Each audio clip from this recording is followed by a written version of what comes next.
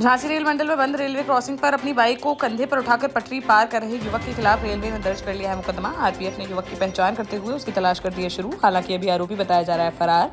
मौट थाना क्षेत्र के ग्राम टोड़ी के पास मौट संथर मार्ग पर स्थित रेलवे क्रॉसिंग का है मामला। सोमवार को यहां रेलवे फाटक था बंद और गेट खुलने का इंतजार करने के बजाय युवक ने अपनी बाइक को कंधे पर उठाकर रेलवे पटरी कर ली थी पार। युवक के स्टंट का वीडियो सोशल मीडिया पर तेजी से हुआ वायरल, तो हरकत में आई रेलवे ने लिया है बड़ा एक्शन। ललितपुर के तालभेट कोतवाली क्षेत्र में माता टीला मार्ग पर स्थित विकासखंड कार्यालय के पीछे खाली जमीन पर पत्थर तोड़ने के लिए की गई ब्लास्टिंग। बीते दिन हुए इस धमाके से आसपास के एक मकान का टूट गया कांच। घटना का वीडियो सामने आने के बाद मौके पर पहुंचे तालभेट के एसडीएम और मामले की जांच कर दी है शुरू। वहीं दूसरे पक्ष का कहना है कि उन्होंने एक युवक को पत्थर तोड़ने का दिया था काम, लेकिन उसने कर दी ब्लास्टिंग। जालौन के कौश तहसील परिसर में मंगलवार सुबह हो गया एक हादसा, जब तहसीलदार की गाड़ी ने एक युवक को कर दिया घायल। प्रत्यक्षदर्शियों के मुताबिक तहसीलदार के तहसील आने के दौरान गेट के पास सड़क पर लेटा हुआ था एक शराबी व्यक्ति। तभी तहसीलदार के ड्राइवर ने लापरवाही बरतते हुए आगे बढ़ाई गाड़ी, जिससे युवक के पैर पर चढ़ गई गाड़ी। इस घटना में युवक गंभीर रूप से हो गया घायल, जिसे उपचार के लिए तत्काल अस्पताल में कराया गया भर्ती। महोबा जिले में अचानक बदले मौसम और बारिश के बीच आकाशीय बिजली गिरने की 2 अलग-अलग घटनाओं में 3 लोगों और 4 मवेशियों की हो गई मौत। पहली घटना चरखाई तहसील क्षेत्र के बबरेथा गांव की है, जहां अपनी 4 बकरियों और खेत पर चराने के लिए गया था 32 वर्षीय किसान अरविंद। तभी तेज बारिश आने पर पेड़ के नीचे खड़ा हो गया वह। उसी दौरान उस पेड़ पर जा गिरी आकाशीय बिजली, जिसमें अरविंद और उसकी 4 बकरियों की मौके पर ही हो गई मौत। वहीं महोबखंड थाना क्षेत्र के कनकुआ गांव की है दूसरी घटना, जहां मूंगफली की फसल उखाड़ने गई मां बेटी के ऊपर जा गिरी आकाशीय बिजली, जिसमें सीता रानी व उसकी 28 वर्षीय बेटी ममता की चली गई जान। पुलिस ने शवों को पोस्टमार्टम के लिए भेजकर आगे की कार्यवाही की शुरू। झांसी के नेशनल हाईवे 44 पर लग रहे भीषण जाम को लेकर पूर्व केंद्रीय मंत्री प्रदीप जैनादित्य ने खोल दिया है मोर्चा, जहां उन्होंने national highway authority of India के अधिकारियों को लापरवाह बताते हुए उनके खिलाफ मुकदमा दर्ज कराने की दी है चेतावनी। उन्होंने कहा कि ब्रिज निर्माण करा रही संस्था के भ्रष्टाचार के चलते दांव पर लग रहा है लोगों का जीवन। कई किलोमीटर लंबे जाम के कारण एम्बुलेंस तक को नहीं मिल पा रही है निकलने की जगह। जाम से बिगड़ी हाईवे की ट्रैफिक व्यवस्था को लेकर पूर्व मंत्री ने अधिकारियों को पत्र देते हुए जाम से निजात के लिए दिए हैं कई सुझाव, जिसको लेकर एनएचएआई के डिप्टी मैनेजर ने कहा कि वह पूर्व मंत्री के सुझावों पर करेंगे काम। साथ ही हाईवे पर जहां है डायवर्जन वहां लगाए जाएंगे संकेत देने वाले बोर्ड। निवाड़ी जिले के ओरछा तहसील अंतर्गत बनगाय खास गांव में मंगलवार सुबह एक कुएं के अंदर पड़ा मिला 21 वर्षीय युवती मुस्कान यादव का शव, जो बीती रात अचानक से घर से हो गई थी लापता।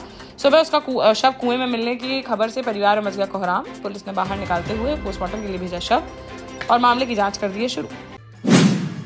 महोबा के अजनर थाना क्षेत्र के एक गांव में 15 वर्षीय नाबालिग लड़की को बहला फुसलाकर भगा ले जाने का मामला आया है सामने, जहां आरोपी पीड़ित के पुत्र का था दोस्त, जो आए दिन आता जाता रहता था घर। इसी दौरान उसने बेटी से बातचीत कर दी शुरू और 9 सितंबर को बहला फुसलाकर भगा ले गया उसे। पीड़ित पिता ने 12 सितंबर को अजनर थाने में दर्ज कराया था मुकदमा, जिनका आरोप है कि 18 दिन बीत जाने के बाद भी लड़की का नहीं लग पाया कोई सुराग।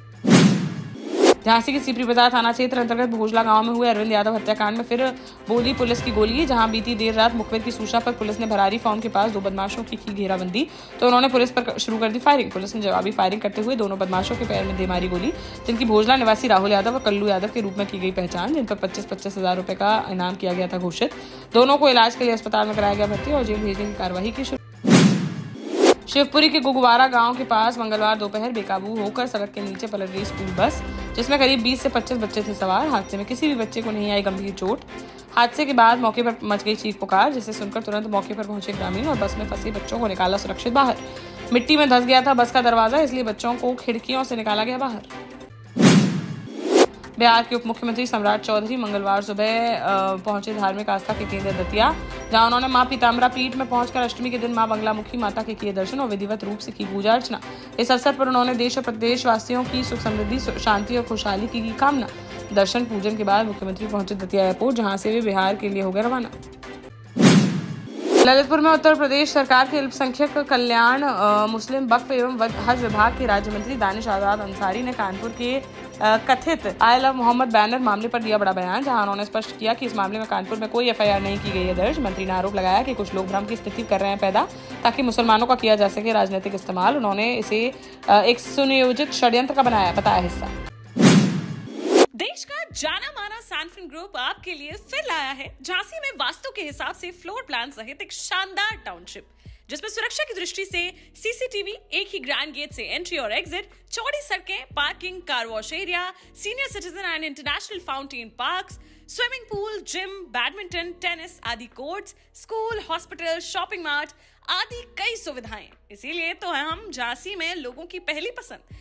12 साल पहले अपने स्टार्टअप के साथ ही योग्य नेतृत्व, अनुभवी टीम और सक्षम सेंट्रलाइज और उत्तरदायी प्रबंधन के बल पर सबको घर गुणवत्ता के साथ समय पर घर की योजना के तहत सैनफिन समूह ने बहुत ही कम समय में 1500 से ज्यादा यूनिट्स को दिया है कब्जा। समय पर डिलीवरी से हमारे ग्राहकों में बढ़ा है विश्वास और मिली है संतुष्टि।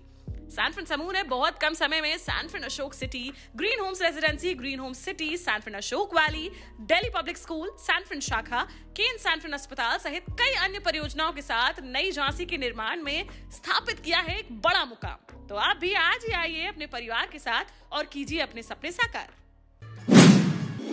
जालौन में अमृत 2.0 कार्यक्रम के तहत कौंच नगर पालिका परिषद पेयजल योजना का किया गया भूमि पूजन। हाटा स्थित शंकर जी मंदिर पर क्षेत्रीय विधायक मूलचंद निरंजन और पालिका अध्यक्ष प्रदीप गुप्ता ने इस परियोजना की रखी आधारशिला। इस अवसर पर भाजपा के नेता और कार्यकर्ता भी रहे उपस्थित। लगभग 35 करोड़ रुपए की लागत से तैयार होगी यह परियोजना, जिससे नगर के सभी 25 वार्डों को मिलेगा स्वच्छ पेयजल का लाभ। भूमि पूजन के बाद विधायक ने कहा कि पूरे प्रदेश में विकास कार्यों के लिए प्रतिबद्ध है भाजपा सरकार, जो हर क्षेत्र में कर रही है कार्य ताकि सभी तक पहुंच सके विकास का लाभ। झांसी में एक झंझोर देने वाला मामला आया सामने, जहां एक और नवरात्र में घर घर हो रहा है कन्या पूजन, वहीं दूसरी तरफ बिजौली स्थित नगर निगम की प्रोसेसिंग प्लांट में कूड़े के ढेर में पड़ा मिला 6 महीने की लड़की का भ्रूण। आशंका है कि प्री मेच्योर डिलीवरी के बाद भ्रूण को तौलिए में लपेट कर फेंका गया कूड़े में, जहां से कूड़ा गाड़ी के जरिए बिजौली प्लांट तक पहुंच गया भ्रूण। हालांकि यह नहीं चल सका है पता कि किस इलाके की गाड़ी से यहाँ तक पहुंचा भ्रूण। पुलिस ने भ्रूण का कराया पोस्टमार्टम, जिसमें डीएनए रख लिया गया है सुरक्षित। आरोपी परिजनों की जा रही है तलाश। झांसी में तेज रफ्तार का देखने को मिला कहर, जहां मंगलवार दोपहर कानपुर राजमार्ग पर ट्रक और कार की आमने सामने से होगी जोरदार भिड़ंत, जिसमें एक की मौके पर ही हो गई मौत, अन्य 3 लोग हो गए घायल। जानकारी के मुताबिक सोमवार शाम को श्वेता पांडे, प्रियंका और सत्यम के साथ झांसी आए थे लखनऊ निवासी योगेंद्र सिंह। यहां से मंगलवार सुबह वे लखनऊ जा रहे थे वापस, तभी हाईवे पर नवाबाद थाना क्षेत्र के दिगारा के पास सामने से आ रहे ट्रक से भिड़ गई उनकी कार, जिसमें योगेंद्र की मौके पर ही चली गई जान, जबकि अन्य 3 लोग हो गए घायल, जिन्हें अस्पताल में कराया गया भर्ती।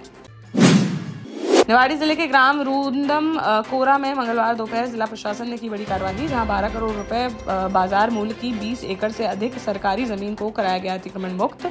कलेक्टर लोकेश कुमार जांगिर के निर्देश पर प्रशासनिक अमले ने मौके पर बुलडोजर चलाकर हटाया अवैध कब्जा। ग्राम रुदम कोरा स्थित शासकीय खसरा नंबर 11 पर लंबे समय से अतिक्रमण की मिल रही थी शिकायतें। जांच में सामने आया कि अमित तनेश कैलाश अग्रवाल ने लगभग 20 एकड़ भूमि पर तार फेंसिंग कर रखा था अवैध कब्जा। इस जमीन का करीब 12 करोड़ रुपए आंका गया है बाजारू मूल्य। झांसी में नृत्यशाला, डांस अकेडमी एवं युवराज इवेंट्स के संयुक्त तत्वावधान में लक्ष्मी गार्डन में डांडिया नाइट सीजन 2 का किया गया भव्य आयोजन। इस अवसर पर मुख्य अतिथि के रूप में समाज सेवी डॉक्टर संदीप सरावगी रहे उपस्थित।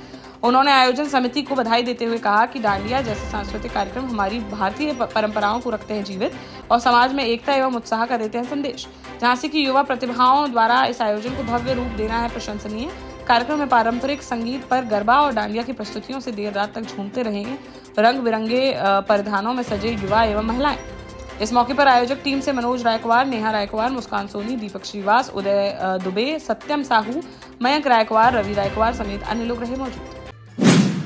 झांसी में मां मंगला काली उत्सव समिति सदर बाजार द्वारा शारदीय नवरात्र की सप्तमी के अवसर पर माता काली की भव्य आरती एवं 56 भोग का बड़ी श्रद्धा व उत्साह के साथ किया गया आयोजन।